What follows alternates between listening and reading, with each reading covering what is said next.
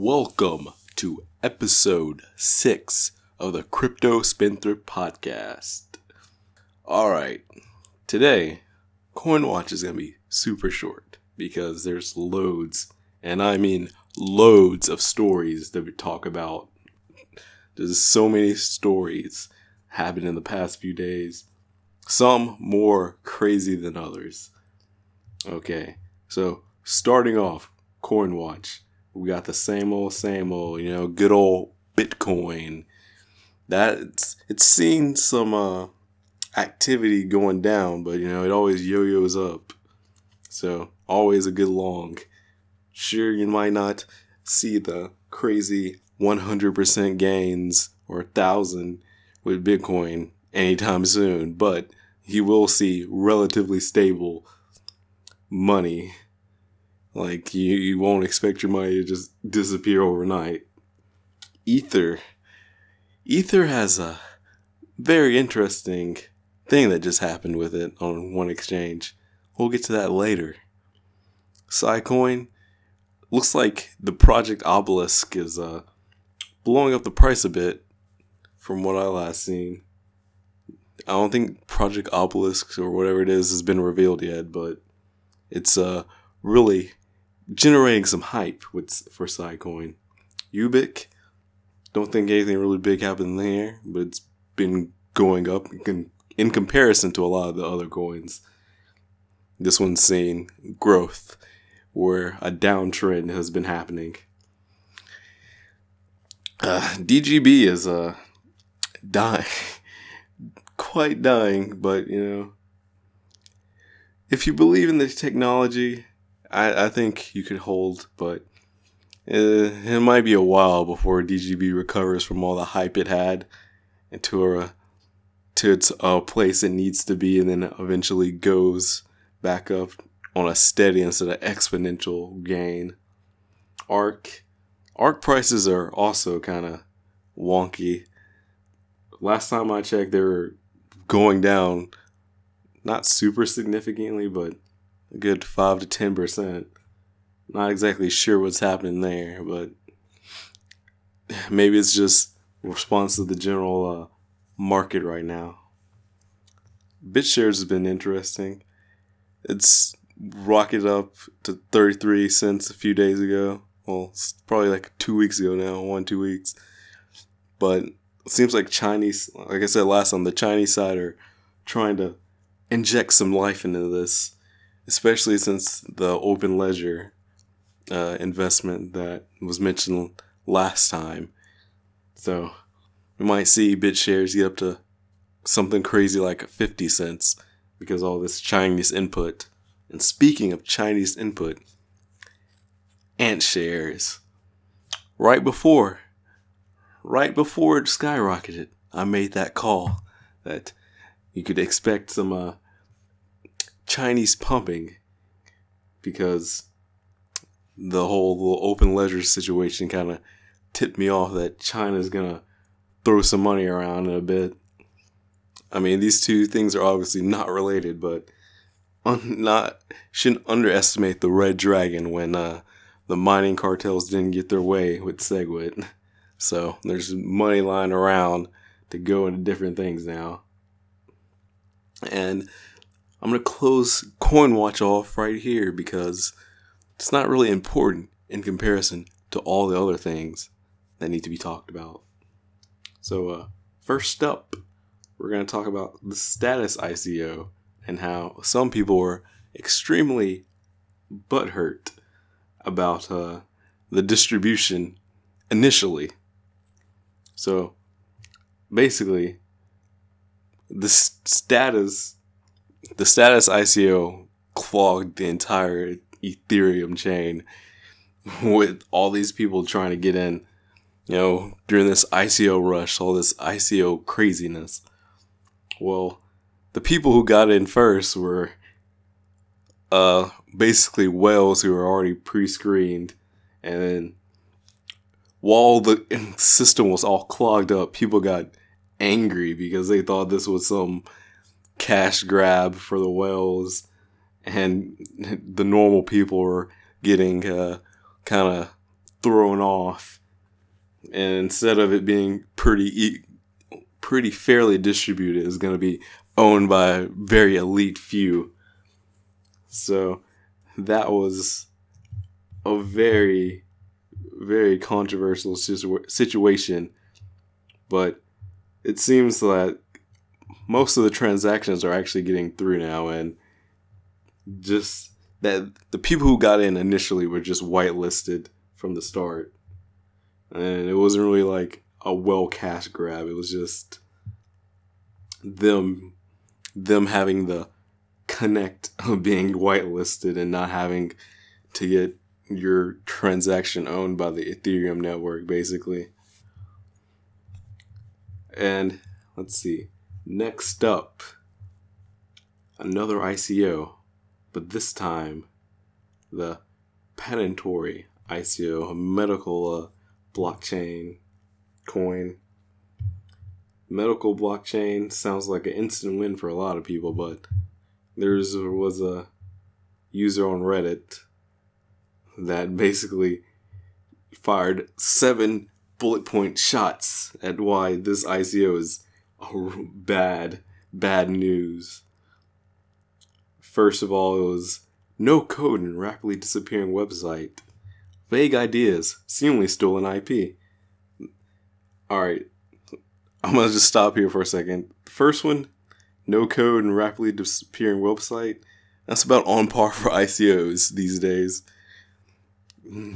Especially with the vague ideas. Some of these ICOs don't start with something. They just, we promise we'll create this. Just give us a 10 million easy. So pretty standard for some of these low tier ICOs that have no code and vague ideas. Not a lot of them are stolen IP though. Claimed partners and deals. Team. The plan for adoption / traction. This is another bad ICO, just general issue of them just not caring about the long-term plan before they just beg for money. There's rarely been clear-cut marketing plans or just general plans at all for how they're going to get this coin adopted. Fake press and endorsements. Most of these points so far are kind of like the problem with ICOs and crypto in general, from no code, vague ideas, fake press, no plans, and then deceptively run ICO.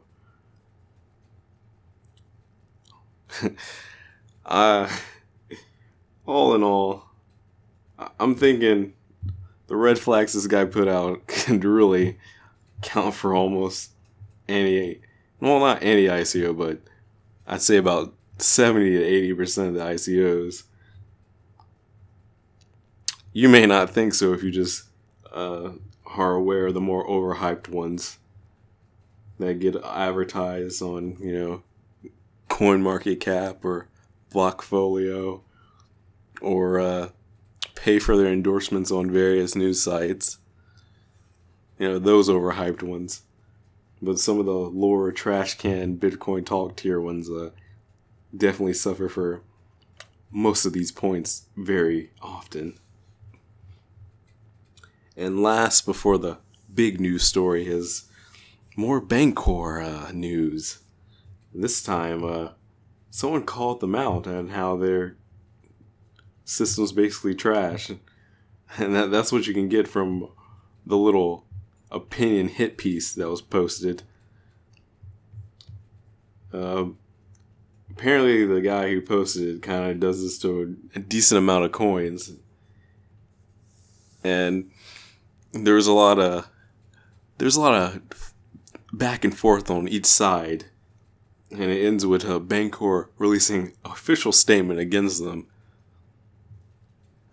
Overall, this whole situation is something that probably shouldn't have happened, at least on the Twitter side. And why I say that is because on the Twitter side of things, it seemed like whoever runs the Bancor Twitter is just doesn't care about how unprofessional and just all out dumb they look with some of their responses.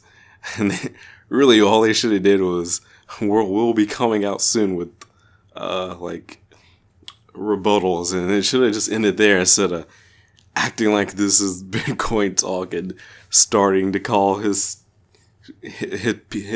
piece FUD, even if it was kind of a hit piece, and saying it's FUD and all just fake and wrong and constantly flaming in on Twitter. Should have just kept it professional and be like, we'll make a response to this soon. And that's about all I'm going to talk about Bancor.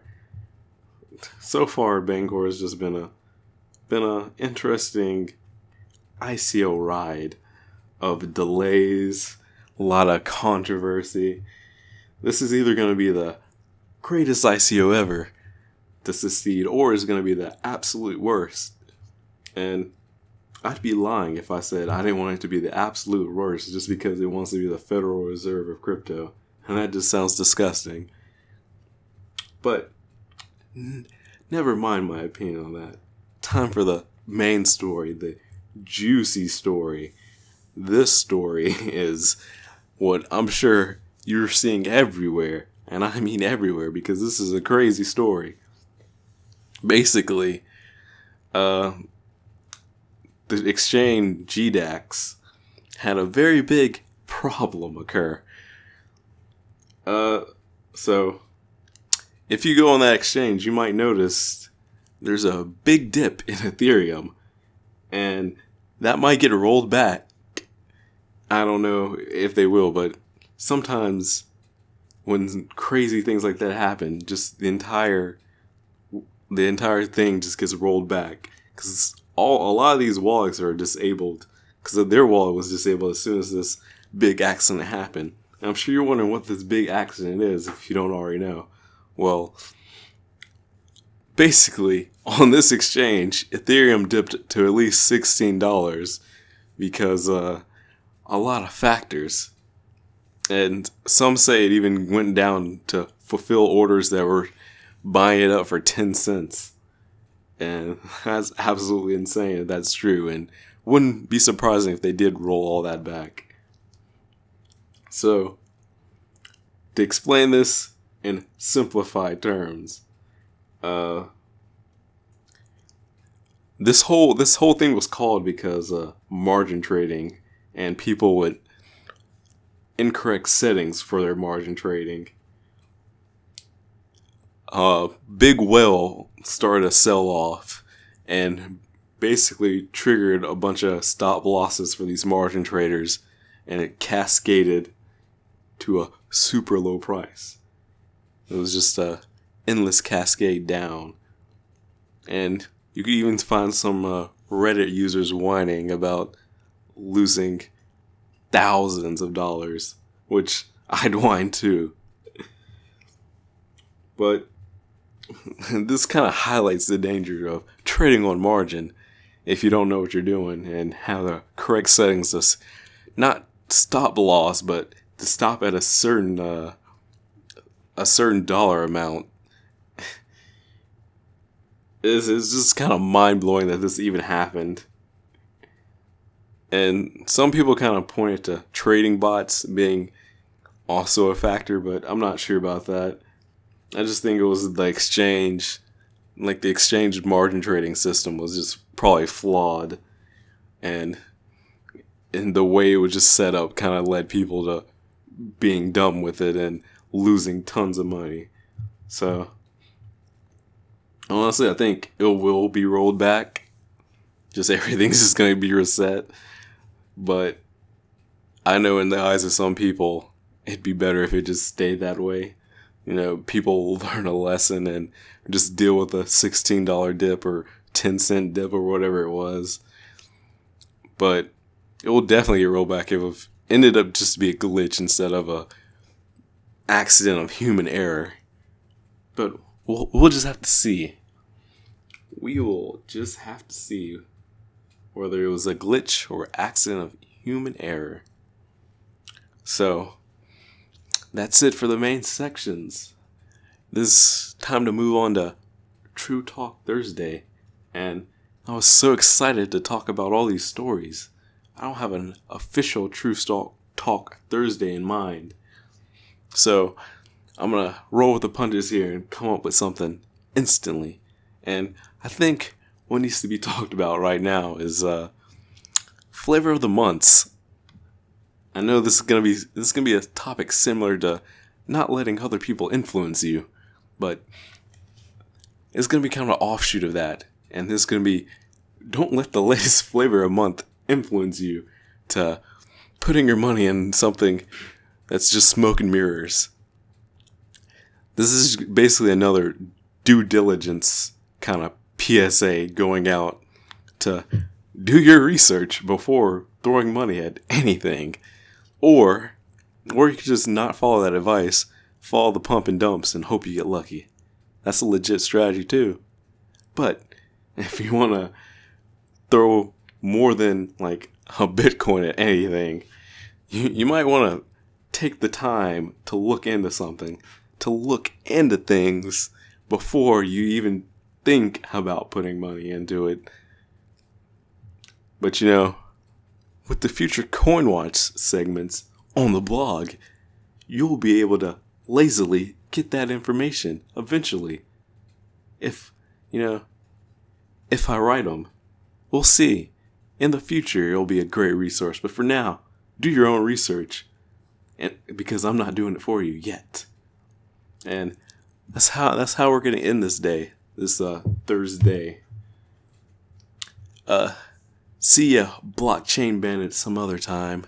And by some other time, I mean Monday. Because we go down on Monday and Thursdays every single week without a beat, So, see ya Monday for the next episode of the Crypto Spendthrift Podcast. And join the Discord.